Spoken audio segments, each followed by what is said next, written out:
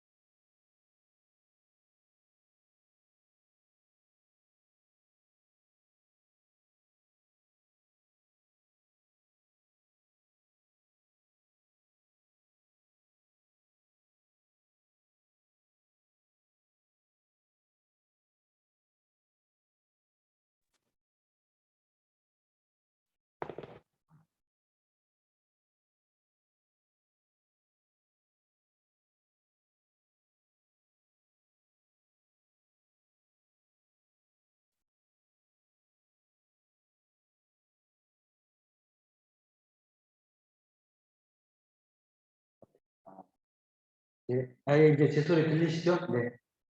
마이크를 끄시면 됩니다. 지금까지 여러분 영상에서는 소리가 안 들어갔을 거예요. 제가 꺼놨을 거예요.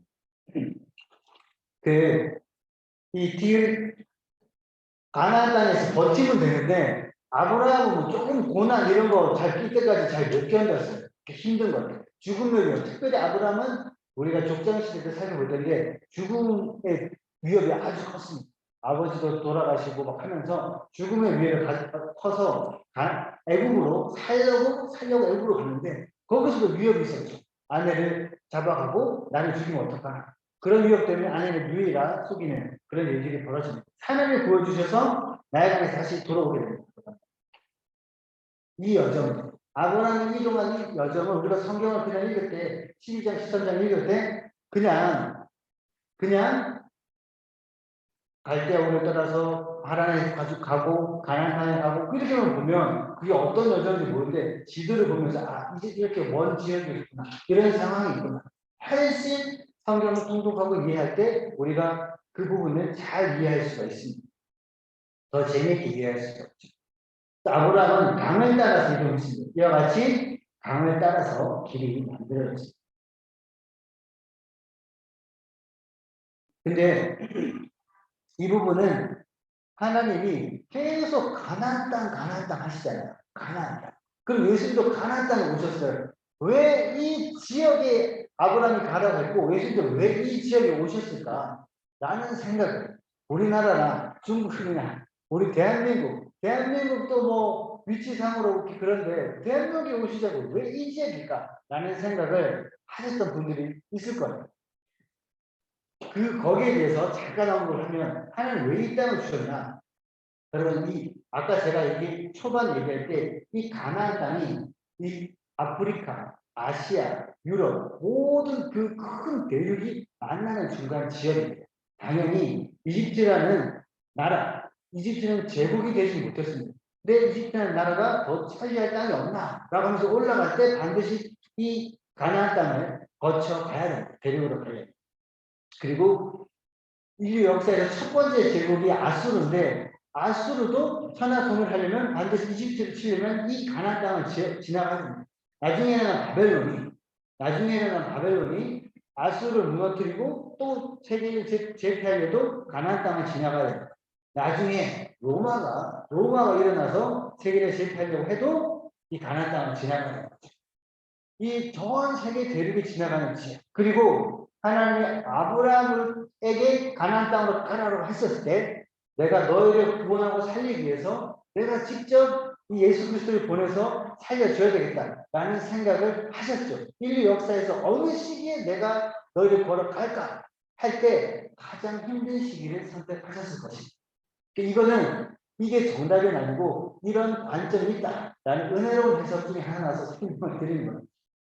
예수님이 왜 이 지역에 그 시기 왔나? 가장 힘든 시기에 힘든 지역에 오셨다는 거죠. 예수님 당시에 이스라엘 사람들은 500년 동안 그 지역의 전쟁의 군사들을 진압하겠어요. 제국들이. 얼마나 피폐해졌겠어요. 그때 예수님이 오신 것이죠. 하나님이 그 모든 것을 다 연결해서 미리 바라보고 계시면서 아브라함에게 가나안 땅으로 가라라고 말씀을 하셨던 겁니다. 그래서 왜 이 땅인가? 모든 대륙들이 만나는 중간 지역입니다. 중간 지역이긴 하지만 이 지역이 이렇습니다.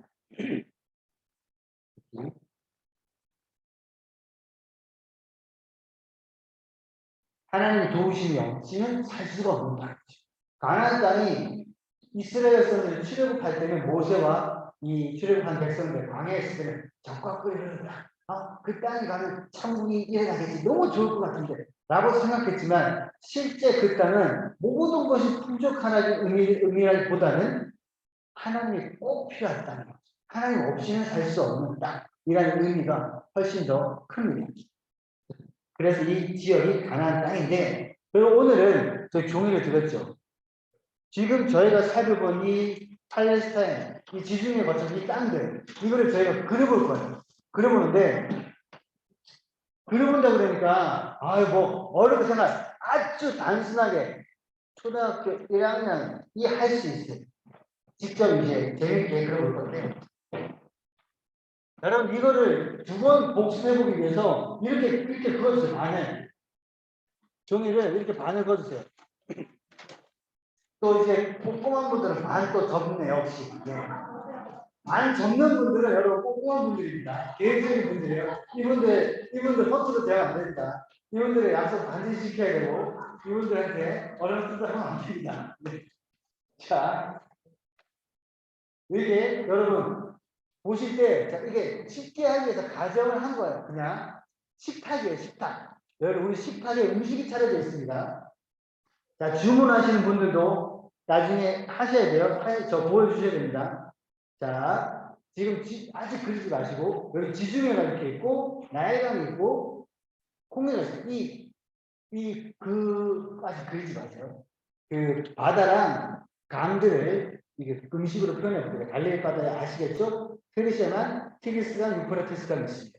그리고 외우실 때 헷갈리시 유프라테스강 밑에 있는 게 유프라테스에 위에 있는 게 티그리스 헷갈릴 수 있잖아요. 그래서 외우실 때 저도 헷갈려서 위에 있는 강이 티그리스강이에요. 티그리스강, 유프라테스 이렇게 한번 외우시면 안 헷갈려요. 자, T가 발음이 세니까 이걸 그려볼게요. 자, 대충 집사님 펜 없으세요? 네. 자, 직접 본인이 하셔야 돼요. 나는 옆에 부위 거 보고 할래요. 안 돼요, 안 돼요. 내가 그래. 직접 그려야 기억이 되니까. 자, 빵입니다. 대충 크기만, 식탁의 크기만, 빵을 너무 크게 그리면 안 돼요. 빵이 이제 절반 정도 되는 빵. 빵이 이렇게 있다. 그려보세요. 빵이라 생각하고 둥그렇게 그리면 된다는 거죠. 이 해변을 섬세하게 표현하지 마세요. 빵. 글씨 쓰지 마세요. 네. 다 각자 이해하는 틀리니까. 빵을 그냥 이렇게 그리세요. 이렇게. 쓱. 네. 쓱. 쓱. 배송 있잖아요. 쓱. 우리 저기 이마트. 네. 자. 그리고 그 다음에 이거는 포크입니다. 포크. 삼지창 포크. 삼지창 포크. 그리세요. 삼지창 포크. 크기는 대충 이렇게. 포크 크게 그리세요. 그려보세요. 잘했습니다. 자, 오케이. 그 다음에 홍해는 족발입니다. 족발. 우리 족발 이렇게 하잖아요. 족발이네 이렇게 할 때 족발 이렇게 표현해 주세요. 식탁에 먹는 겁니다. 족발. 그 다음에 닭다리가 있어요. 닭다리. 여기 위에 갈릴리오스 홍해 하고 쭉딱 그려서 닭다리가 너무 크면 안 돼. 닭다리가 생각보다 작아야 돼요. 비중으로 보면 이렇게 그리세요. 병아리 다리라고 생각하시면 치킨이라고. 그 다음에 여기까지 되셨어요? 네네. 되셨고 그 다음에 페르시아 만났어요. 식탁에 너무 맛있는 음식이 있으니까 뱀이 올라온 거예요. 여기 뱀이에요. 뱀머리가 이렇게 대각선으로 쫙 모서리에서 올라온 거예요. 뱀머리. 비중이나 큰 이 정도로 해주세요. 뱀머리. 됐죠? 이게 지금 어려운 거 없죠? 네. 크기는 다 틀려도 돼요. 그냥 내 마음대로 하는 거예요. 그 다음에 티그리스 유프라테스가 뭐냐면 뱀혀입니다. 혀. 뱀이 혀를 날라는 거예요. 이렇게 하셨죠? 네. 하셨어요? 왜? 그냥 혀가 죽어? 장모님은 거의 진짜 지도셔요. 미술 좀 하세요?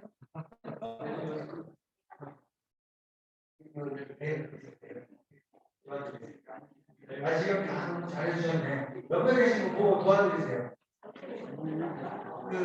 다 하셨어요. 특이한 분 없으시죠? 자, 미리 이 빵이 지중해다. 미리 쓰신 분 계신데 안 쓰셔도 괜찮아요. 다 써있는 건 우리 종이도 있으니까 내가 기억해서 외워서 쓰는 건 괜찮은데. 자, 볼게요. 빵이 뭐죠? 그러면 나이랑은 아니다. 잠깐만. 포크는 족발은 뭐였죠? 홍해. 네. 그러면 닭다리는 위에 닭다리 뭉치는 갈릴리오스 요단강 사이죠. 네, 아시죠? 뱀은 뭐라고 표현됩니까? 페르시아만 혀 위에 있는 강 티그리스강, 그다음에 유프라테스강. 네, 이렇게 되어 있습니다. 자, 그거를 다시 한 번 더 그릴 거예요. 그래서 안 쓰셔도 되는데 안 적으셨죠? 뒤에 안 보이게 해가지고 지금 안 보이게 해가지고 다시 한번 그려볼게요. 복습이에요, 복습. 그려보세요. 진짜 그려보세요. 위에 거 보고 그러셔도 괜찮아요. 네, 영웅 기사님 보고 하시겠지. 자, 해보세요. 먼저 빵이 있죠, 빵. 저랑 같이 해요, 빵. 그림 없어요. 빵 그려보세요. 그랬어요? 그 다음에 포크를 그리시고, 족발 그리시고. 이거는 빨리 그려야 돼, 빨리. 그 다음에 닭다리. 예. 배, 혀. 됐습니다. 됐죠? 그러니까 누구한테 성경 이야기 할 때 여러분이 이렇게 쑥쑥 그려가지고 여기잖아 하면 너무 멋있어. 뭐라 그럴까, 성경을 잘 아는 것처럼 보니까. 그리고 나도 성경의 지명이 어느 정도 내가 그려본 거야. 틀립니다. 자, 그러면 두 번째 그린 거를 한번 들어주세요. 보여주세요. 저를 보여주세요. 다 정확하게 하십니다. 네. 서로 박수 한번 해주십시오. 잘하셨습니다. 자, 주문하시는 분들도 화면 키시고 한 번만 보여주세요. 저만 봅니다. 저만 봅니다. 자, 화면 키시고 보여줄 수 있죠?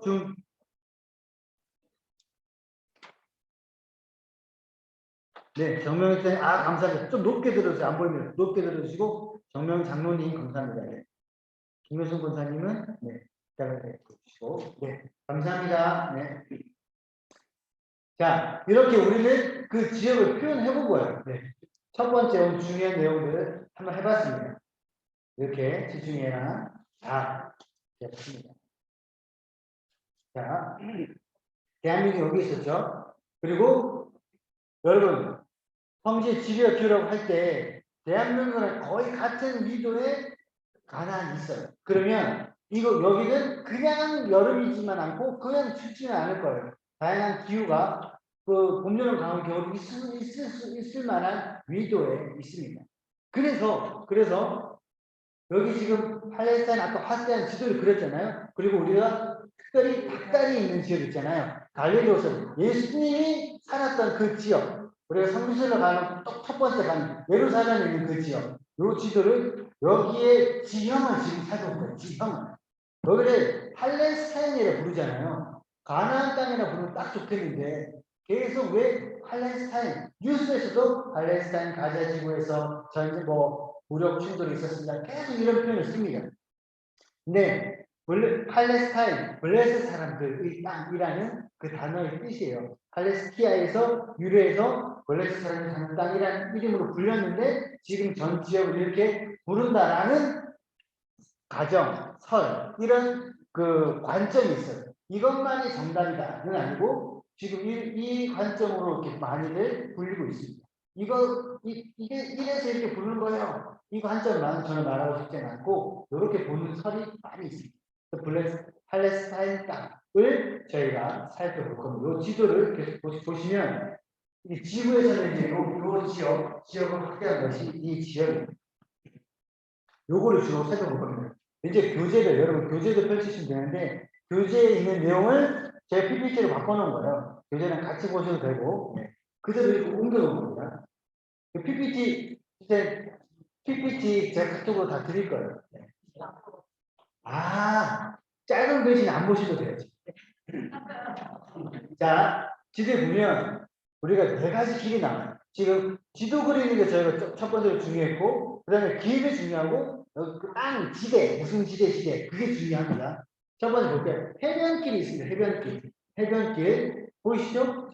그냥 지금 여기 PPT 보세요. 제가 교재도 있다고 그러면 계속 교재를 보시는데, 제가 다 내려보시죠. 이 집중, 왜냐면 중요한 내용은 짧게 한 5분만 집중하시면 돼요. 해변길 이렇게 있습니다. 진짜 해변 따라서 있는 길이에요. 네, 해변길. 그 다음에 산지길이 있습니다. 여기 지금 이스라엘 지역이 이 산지길로 되어 있는 거기가 800m, 거의 산 능선을 보십니다. 지리산 종주한다고 할 때 산 꼭대기에 있는 지역을 막 종주하잖아요. 이 산지길입니다. 산지길.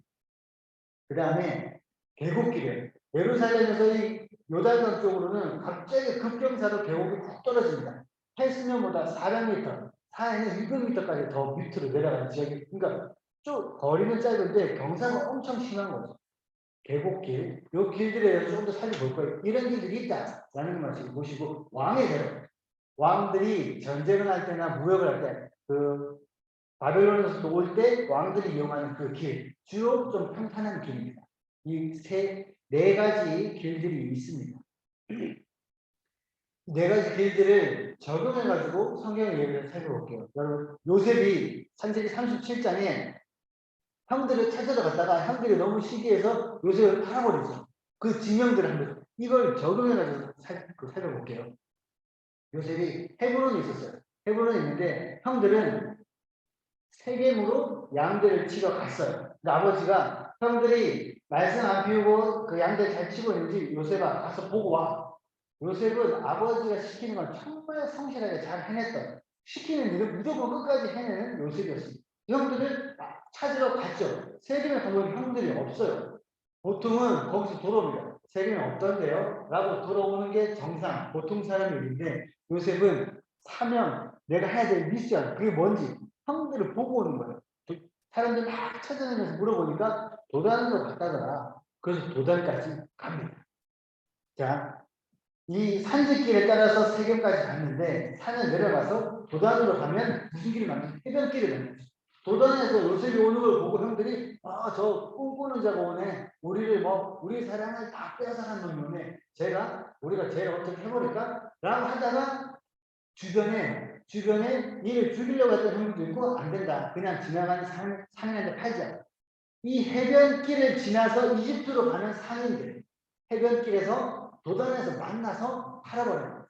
그러니까 여러분 도단은 산지길과 이스라엘 족장들이 피해서 조심스럽게 적을 빼서 다니는 그 산지길. 사람들이 많이 안 다니는 산지길과 해변길. 상인들이 다니는 해변길이 만나는 지역이 도단이에요. 여기서 요셉이 팔려간 거죠. 그러니까 요셉이 팔려간 우연히 그 해변길에 따라서 이집트 상인들이 지나간 게 아니에요. 원래 많이 다니는 지역이라는 거죠. 그러니까 저희는 지명들을 지도를 보고 성경을 보다 보면 그렇구나 라고 할 수 있는 거죠. 여러분 성경 개관하고 나서 한 12,000원에서 8,000원짜리 조금 얇은 성경 지도 책들이 있어요. 그 책들을 사셔서 나중에 통독할 때 같이 보시면서 성경에서 지명이 나오는데 내가 어딘지 몰라. 지도를 무조건 찾아보는 거예요. 알면 그냥 등록하고. 그렇게 한번 하시다 보면 훨씬 더 성경이 입체적으로 보이실 수가 있습니다. 산지길은 아까 말한 것처럼 족장들, 이스라엘 족장들은 이때는 거의 가족 문화, 족장 문화에서 가족에서 한 50명 되는 가족들, 적들을 위로부터 보호받아야 되기 때문에 산 능선을 따라서 주로 이 족장들이 이동을 했었습니다. 거의 산 꼭대기 길들. 여기서 브엘세바는 빼고 헤브론부터 산지길이라고 하면 헤브론부터 위에 세계 그리스도산 가볼산까지 거의 산 꼭대기로 이제 족장들이 다녔던 길이 산지길이고, 그다음에 계곡길은 이 지금 예루살렘과 여리고가 이어지는 길이라고 되어 있는데 여기 보시면 여기 여리고 예루살렘이거든요. 산지길 쭉 올라오다가 결까지 하나 딱 있어요. 이게 여리고 예루살렘 올라가는 길입니다. 예수님이 주로 이용하셨던 길이죠. 이 계곡길은 이 산과 산 사이에 강이 흐르는 길이니까 강 따라서 그래도 조금 낮은 땅 깊숙한 곳에 이제 강 따라 길이 평탄했겠죠. 이 계곡길. 여리고에서 예루살렘 올라가. 그 다음에 왕의 대로. 왕들이 전쟁하러 갈 때, 이집트에서 전쟁하러 갈 때, 바벨론이 이집트 치러 지나갈 때 왕들이 다니는 길, 그리고 상인들이 주로 많이 다녔던 길, 이 왕의 대로. 자, 복습을 해볼게요. 자, 파란색 길 무슨 길이요? 그 다음에 까만색 산 능성으로 다니는 길. 그 다음에 노란색 계곡길, 예수님 다녔던 길. 빨간색이 왕의 길. 잘했습니다. 이거는 외우려고 하시지 않아도 되고 이게 있구나 생각하시면 됩니다. 그 다음에 중요한 것이 지형입니다. 지형은 익숙하지 않은 용어들이 있는데 여러분 반복해가지고 또 기억을 하시면 좋을 거예요. 지형. 이 길들이 있는데 그 길을 포함한 이 지형을 얘기해요. 우리나라로 보면 전라도 쪽 평화, 태백산 산맥, 그리고 산맥 그 지나서 뭐 경상도 이런 지역들 그렇게 기억하시면 됩니다. 적응해서 해안 평원입니다. 이쪽은 네 가지로 해안 평야 한번 따라해 주십시오. 네. 이 여기는 말 그대로 이제 지대도 평평하고 비도 잘 오고 뭔가 그 풍족한 거죠. 과실도 잘 나고 분명히 이 지역에 있는 분들은 음식을 잘하고 맛있을 거예요. 우리나라 전라도처럼 뭐 풍부하면 말 해먹기 많잖아요. 해안 평야 그 다음에 중앙 고지대 이 지역이 아까 산지길로 얘기했던 산이 이 대륙과 대륙이 만나면서 그쫙 히말라야 산처럼 산이 쫙 올라온 지역입니다. 해발 800m 정도의 이렇게 높은 이 우리나라로 보면 태백산맥처럼 쭉 이어졌다고 생각하시면 중앙 고지대. 그 다음에 요거는 용어가 지금 이렇게 부릅니다. 계곡지대라고 하면 요단강지대라고 하면 이해하기 쉽겠지만 지금 지명으로 요르단 이 경계선이 있기 때문에 요르단 지구대라고 봅니다. 요르단 지구대 따라해 주십시오. 요르단 지구대. 그러면 이 요르단 지구대 오른편에 또 유고산이고 산들이 있어요.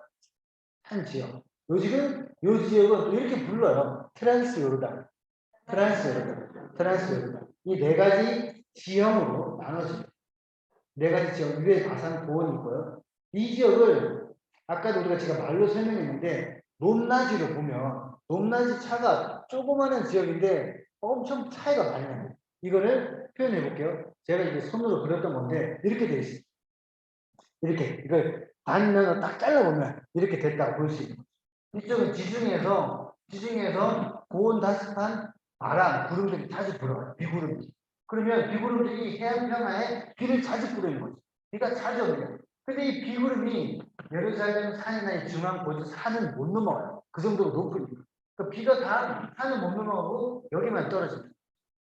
그리고 여기는 이 중앙 고지대를 지나서 요르단 지구로 꺼집니다. 이거 해수면보다 요거 낮게 돼 있잖아요. 해수면보다 400m 정도 아니면 600m까지 더 낮은 위치요. 그리고 나서 오른쪽에 트란스 요르단이라는 지역은 다시 산이 올라서 있습니다. 또 특징이 뭐냐면 이거는 이제 이 지형을 이것만 표시하고 오른쪽은 어디냐면 여러분 지도를 다시 확대해 보시면 머릿속으로 오른쪽은 아라비아 사막이었죠. 사막. 아라비아 사막에 바람이 불어오는데 얼마나 건조한 바람이겠어요. 건조한 바람이 싹 해서 불어오는 거죠. 그 이쪽 오른쪽은 이제 건조한 바람이 부니까 사막도 많고 아주 건조한 거죠. 그래서 이스라엘 사람들은 옛날 예수님 당시에 눈이 안 보이는, 눈이 건조하니까 눈에 질병이 많았다. 안지네 이런 것들이. 그래서 예수님 당시 그랬다는 거죠. 그리고 이 건조한 바람을 뭐라고 얘기하냐면 동풍이라고 성경에 표현합니다. 동풍. 모세가 홍해를 가르는 하나님 역사에 딱 킬로 쓰임 받았을 때 홍해가 여러분 어떻게 갈라졌습니까? 홍해. 여러 가지 생각이 막 들죠. 안다고 생각했는데 막상 얘기를 하니까 하나님이 모세에게 지팡이를 내밀어 그랬어요. 모세는 말도 안 했어요. 갈라져라! 이렇게 안 했어요. 지팡이만 내밀었는데 하나님이 밤새도록 동풍을 불게 하사 홍해를 말리신지라. 이 동풍입니다. 동풍을 불게 하셔서 홍해를 말리셨다는 것은 홍해 바닥이 물기가 찰랑찰랑한 거 썰물처럼 물이 있는 게 아니라 바싹 말리신 거죠. 믿음이 없어도 걸어갈 수 있는 길이에요. 하나님이 다 역사하시고 누구나 걸어갈 수 있는 길. 이게 이었다. 그래서 그 동풍, 우리 성경에서 동풍이라고 하면 지형과 기후를 봤었을 때 이 바람이구나 라고 생각하시면 됩니다. 그러니까 여러분 이 1번은 비옥한 땅일 수밖에 없겠죠. 지중해에서 바람이 불어오니까. 그 다음에 여기는 이제 요단강, 강과 계곡이 있습니다. 여기는 건조하고 이렇게 되어 있습니다. 자, 그래서 이거를 강우량으로 이렇게 표시를 해요.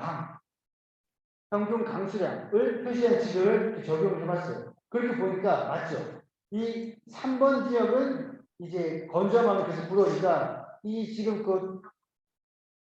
이쪽 지역은 건조한 거죠. 바람이 계속 건조한 거고 이쪽은 비옥한 땅인 거죠. 근데 여리고라는 데는 그렇다고 합니다. 다임 목사님이 박준호 목사님이 얘기하시는데 이 지중해 비를 머금은 바람들이 딱 와가지고 여기서 떨어지잖아요. 근데 산 꼭대기로 물을 머금잖아요. 물을 머금었다가 여리고 쪽으로 이 샘물 같은 것들이 물이 땅에서 솟아 나와가지고 나온다고. 그 여리고만 이제 샘물들이 계곡물들이 다 모여가지고 여리고로 흐르는 거죠. 비는 오지 않는데 샘물들이 산에서 흘러나와서 여리고는 아주 특별한 기후를 가지고 있는 거죠. 이스라엘이 조그마한 땅에 여러 가지 기후가 다 있습니다. 이스라엘은 조금만 가면 광야가 있고 뭐 쉬운 지역도 있고 산악도 있고 다 있는 거죠. 근데 그걸 더 압축한 데가 여리고라고 해요. 여리고는 건조하지만 자연적으로 물이 생겨나요. 그래서 여리고에서는 여러 가지 과일들이 많이 난다고 하더라고요. 여리고 지역 그 시장에. 그 평균 1년 평균 온도 그 온도를 그 갈릴리 호수가 14도 정도 된다고 합니다. 14도. 그리고 예루살렘이 1년 평균 기온 26도. 여름과 겨울 합치면 우리나라가 몇 도일까요? 우리나라가 13.5도래요. 그러면 이제 지금 올랐겠죠? 갈릴리 호수 쪽이 우리나라랑 비슷하다라고 생각하시면 됩니다.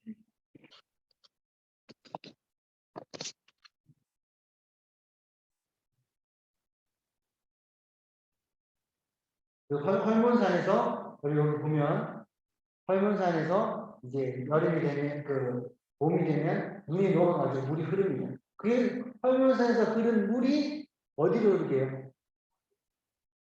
갈릴리 호수가 되겠죠. 네, 갈릴리 호수. 갈릴리 호수가 돼서 그것이 이제 요단강으로 흐르고 그리고 사해로 가는데 사해 지역은 원래는 바닷속에 있다가 융기된 지역이어서 이 지역이 이제 소금 덩어리 많고 거의 다 섞여 있는 지역이거든요. 물이 내려오다 보니까 증발되고 산에 있는 이제 소금기가 아주 많아요. 근데 지금 물이 많이 증발되어가지고 여기 이어지는 건 없었다고 막혔다고 합니다. 지금 막혀서 이렇게 있고 이스라엘 사해에 물이 너무 없어지니까 공사를 지금 하고 있다고 합니다. 지중해 바다를 뚫어가지고 관을 뚫어서 이 사해에 물을 끌어들이는 공사를 하고 있다고 합니다. 그건 최신 이야기. 그렇게 해서 이제 그걸 유지하려고 한다고 합니다. 그래서 여리고가 자연적으로 땅도 낮지만 그 물도 흐르고 여러 가지 기후가 다 있기 때문에 모든 기후가 모이는 전략적 요충지. 뭐 무역이나 이렇게 그 물품 같은 게 다 많이 모였다고 합니다. 그래서 여리고에서 로마가 식민 지배할 때 여리고에서 가장 세금이 다 모이는 지역이었다고 합니다. 그러면 중앙 뭐 관세청 같은 것도 있었다는 거기서 일했던 그 사람이 사케오. 사케오가 그냥 지방의 조그마한 그 세리가 아니라 아주 중앙에서 큰 돈을 관리하는 사람이 사케오였다고.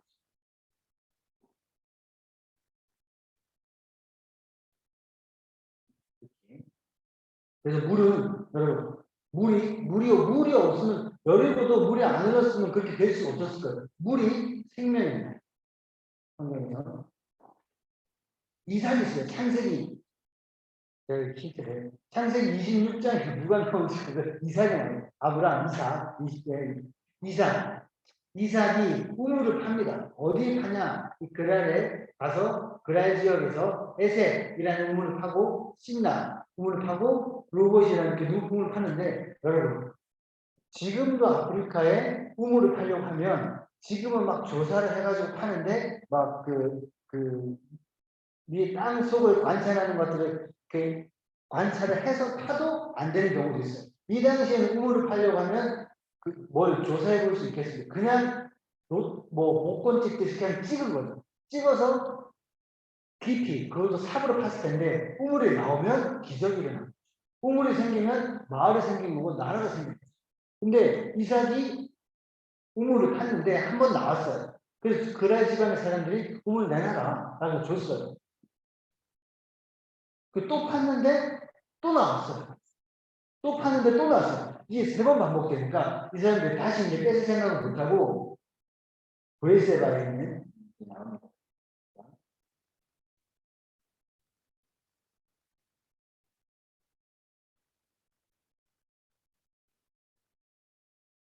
네.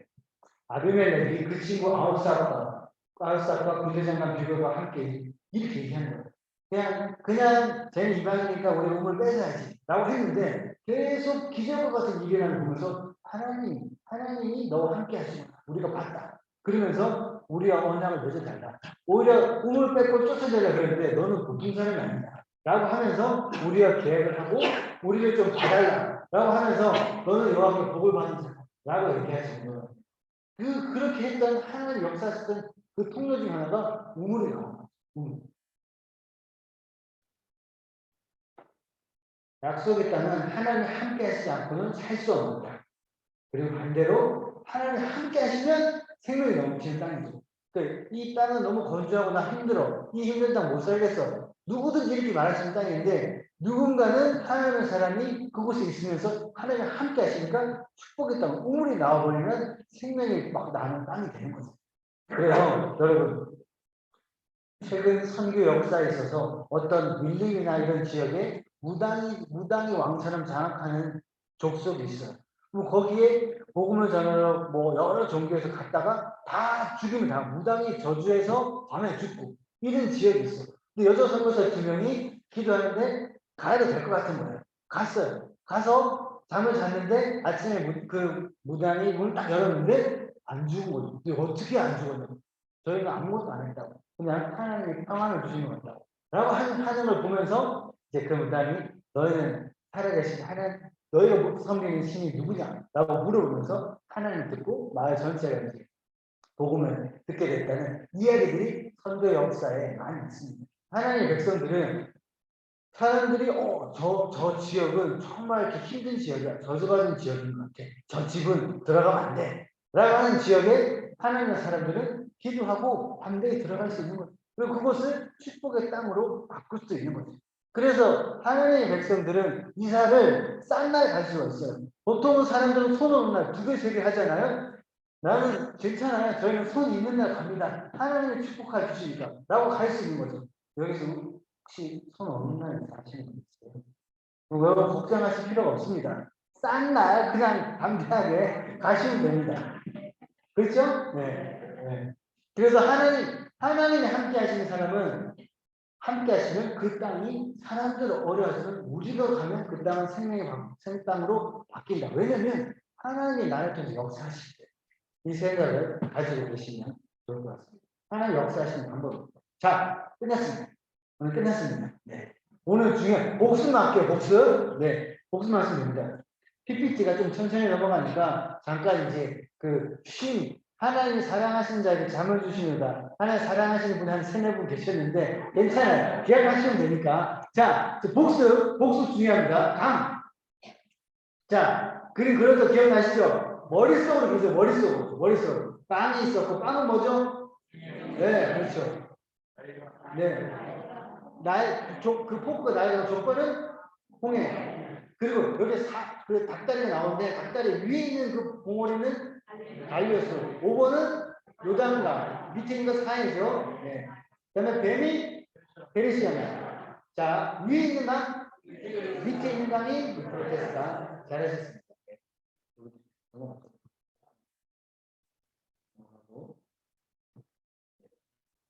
그 다음에 길입니다. 자, 길. 4가지 길이 나옵니다. 4가지 길. 첫 번째, 무슨 길이요? 해변길. 네, 그 다음에 까만색 길, 한색길. 그 다음에 노란색, 계곡길. 네, 빨간색, 네, 잘하셨습니다. 그 다음에 지형. 지형은 왜 끝에 2개로 힘드실 거예요. 밑에 보셔도 괜찮아요.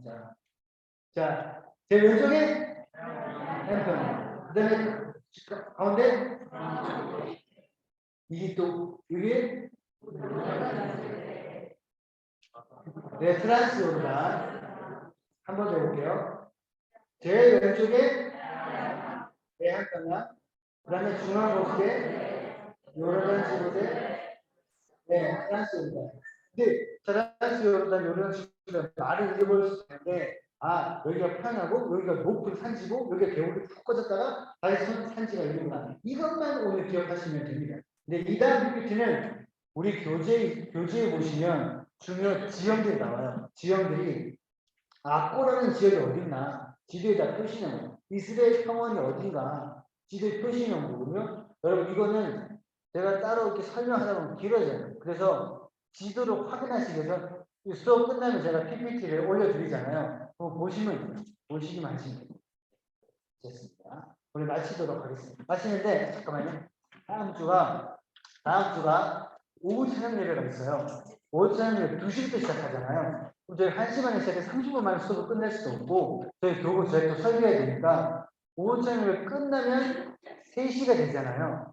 다음 주에 제가 설교를 길게 안 하겠습니다. 네. 끝나고 오후 저녁 예배 끝나고 3시에 수업을 하면 어떨까요? 좀 너무 근데 어쩔 수가 없어. 너무 늦죠?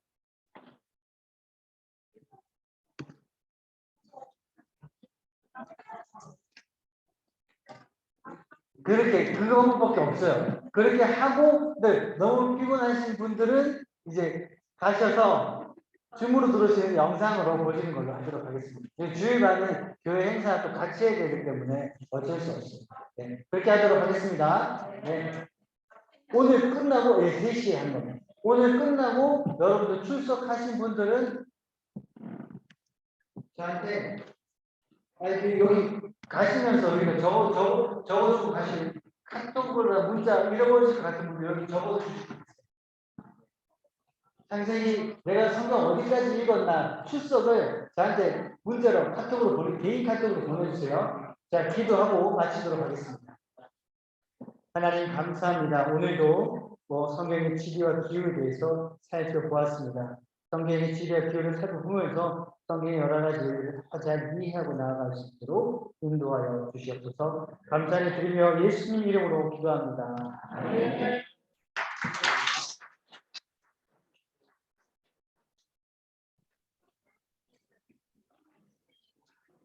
네, 김병준, 네. 예, 안녕하세요. 늦게 들어와서 죄송합니다. 아니요, 괜찮습니다. 네. 방법을 몰라가지고 네, 이걸 알겠습니다. 초대를 받는 줄 알고 줌을 들어가는 방법을 생각을 못했어요. 네. 예, 제가 나중에 복습하겠습니다. 죄송합니다. 네. 알겠습니다. 네. 네. 또 영상도 보내드릴게요. 예, 감사합니다. 예. 네.